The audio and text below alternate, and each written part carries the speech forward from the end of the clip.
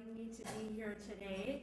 This is really an honor for me to be here and to speak with you all today. I'm just speaking from the heart. I really haven't prepared anything other than a couple of quotes and just jotted my ideas, but really I was invited to talk about my story and the story of my family and how we came to be here in this country, and how we realized firsthand the effects of a fundamentalist and fanatical government.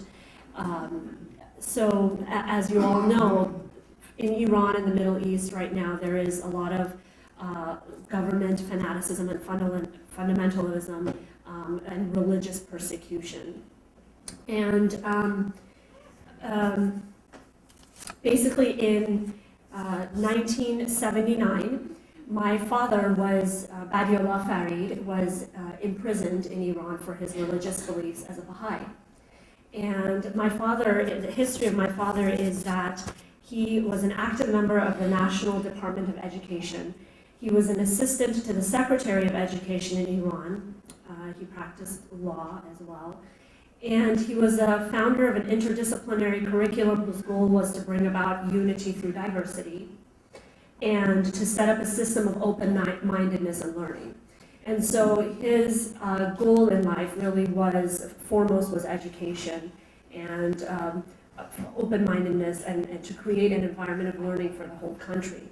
And the government at the time and currently today is really anti-education, because we know that fundamentalism and fanaticism is really a way of control. To keep people ignorant and to prevent education allows a government to come in and control the minds of the people, because really they don't know much better. And so the government rejects the principles of education. They keep the masses in blind fear and prevent them from thinking for themselves.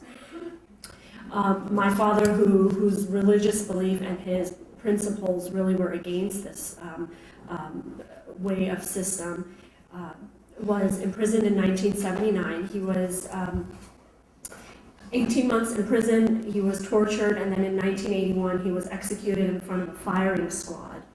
And today we think of, well, why did he sacrifice his life? He was really a martyr for his principles of education, freedom of mind, the principle of investigation after truth. And I just want to share with you a quote from the Baha'i writings. This was the principles that he believed in and he sacrificed his life for. And this is from the Baha'i writings about education. Through education, the ignorant become learned, the cowardly become valiant. Through cultivation, the crooked branches become straight, the acid, bitter fruit of the mountains and woods becomes sweet and delicious, and the 5-petaled flowers become 100-petaled.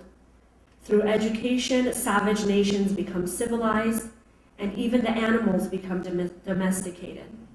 Education must be considered as most important, for as disease in the world of bodies are extremely contagious, so in the same way, qualities of spirit and heart are extremely contagious. Education has a universal influence, and the differences caused by it are very great. And I just want to say a few things about my father. He upheld this principle so highly that there are stories about him in prison, that even in prison, he was constantly helping his fellow prisoners get educated. He was creating an environment of learning and self-improvement. Even the guards have testified to this, and they have all befriended and actually fell in love with my father for his for this attitude, positive attitude that he maintained even as a prisoner. His qualities of humility, gentleness, and patience, and generosity that he was fighting for and that he gave up his life for. Following his imprisonment, my mom and I'm the third of 4 children. We left the country as religious refugees, grew up in Southern California, and my mom, who is here in the audience, is also a martyr to this principle, in my opinion, because she raised 4 children on her own in a new country with a new language, and as you might imagine, this is a very difficult thing to do. I'm a mother of 3, and I can't imagine that without a spouse that I'd be able to raise these children. And she did this on her own, and she upheld the same principles. So instead of raising us in an environment of bitterness towards the government, that was not even discussed in the house. The only thing that we were raised was to fall in love with the same beliefs and principles that my father gave up his life for, that humanity is one, that we are all the same human family, we must love each other regardless of our differences. And as such, basically we have responded to this fundamentalism and fanaticism of that time by becoming constructive individuals of society. The principle I was raised with is that I have to do something that's going to serve humanity and in some way improve the life of those around me. And so I'm working day by day towards that principle, and I know so are my siblings. So each of you, we also have that power to really, despite the past that we've come from, despite the injustices that we have faced in our life, to become positive and turn those things around to positively influence the society around us and to make a difference. The fact that you are all here today attests to the fact that you are also individuals who want to expand your mind and to change the world around us and change the injustices that are happening around us and create an environment and a world where there's peace and love and unity and harmony. And I just want to end with one final quote, and this is also from the Baha'i writings. The first principle of Baha'u'llah, who is the prophet founder of the Baha'i faith, is independent investigation of truth.